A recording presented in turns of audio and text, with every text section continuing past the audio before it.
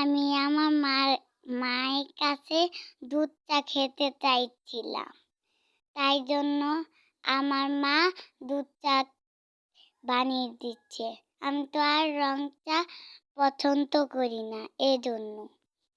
আসসালামু আলাইকুম, কেমন আছেন সবাই? আমি মাহিরা। আমার মা এখানে দুধ চা বানাতে যা যা লাগবে তাই নিয়ে নিয়েছে।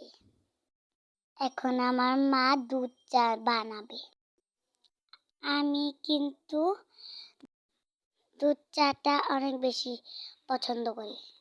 তোমরা কারা কারা আমার মতো দুধ চা পছন্দ করো? কমেন্টে বলে যেও। আর আমার আম্মুর চ্যানেলটিকে সাবস্ক্রাইব করে দিও। আর আমার ভিডিওটি ভালো লাগলে একটি লাইক করে দিও।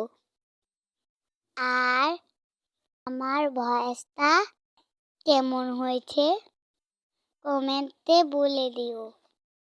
কথা বলতে বলতে আমার মায়ের চা বানানো হয়ে গেছে, এখন খাওয়ার পালা।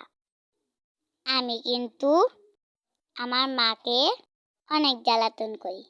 আমার মা আমাকে অনেক ভালোবাসে, তাই আমি যা বলি তাই করে দেয়।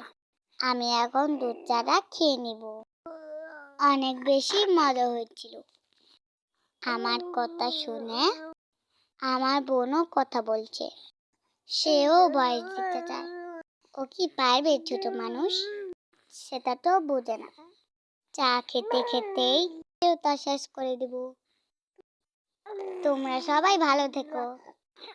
আসসালামু আলাইকুম।